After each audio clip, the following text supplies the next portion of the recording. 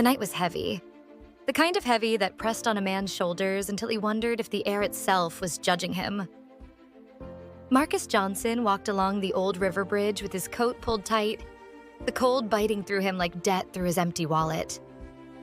He was a single father, carrying not just groceries in the torn paper bag at his side, but the weight of raising his 8-year-old daughter alone. That's when he saw her. A young woman stood at the edge of the bridge, her body swaying as if the wind had the power to decide her fate. Her hands gripped the railing, knuckles white, hair whipping across her face. She wasn't looking at the stars. She was staring into the dark water below. Marcus's feet froze. He knew the look in her eyes, the kind of look that whispered the world no longer wanted you.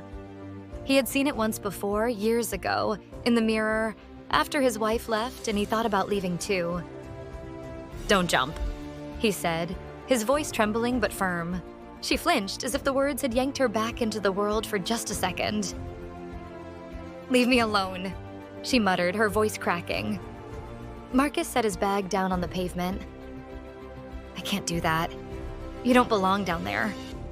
Her laugh was bitter, hollow. "And where do I belong? Nobody wants me. Nobody even sees me." He took a step closer, careful, slow, as if approaching a wounded bird. "I see you. Right now. And I know you're hurting. But this isn't the answer. I've got a daughter at home. If I gave up, what would that teach her? If you give up, what do you leave behind?" The girl's breath hitched. Her fingers slipped slightly on the railing, and Marcus lunged forward, grabbing her wrist just as her knees buckled. "Don't!" he shouted, pulling with every ounce of strength. She screamed, kicked, tried to fight him off, but his grip was iron. With one final tug, she collapsed into his arms, sobbing against his chest. They sank onto the cold concrete. Marcus held her, rocking her the way he used to rock his daughter after nightmares. He didn't speak right away. Sometimes silence was stronger than words.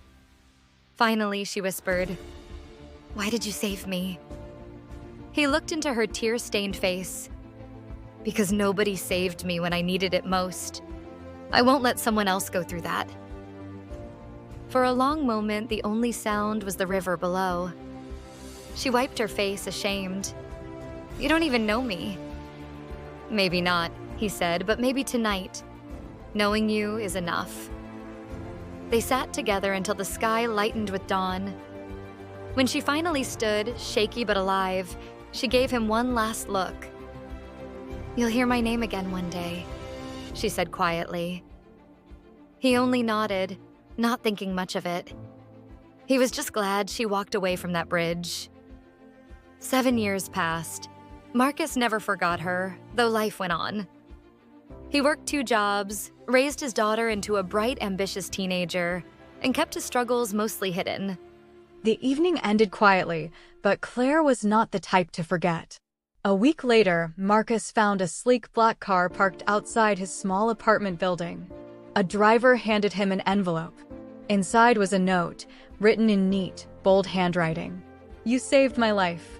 Now let me change yours. Come see me." Marcus almost tore it up. Pride made him wary of Charity. But something urged him on, and the next morning, he stood inside Claire's towering office building, staring at her across a desk that gleamed like polished stone. "You don't owe me anything," he said firmly. "You're wrong," she replied. "Men like you, the world pretends not to see until the moment you're needed. I don't just owe you my life. I owe your children a future."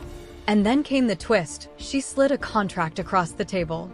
Not money, not charity, but a position, head of security for her entire company.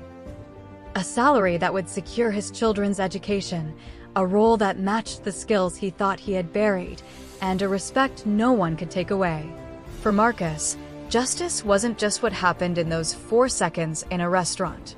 Justice was finally being seen, respected, and given back the dignity life had tried to steal.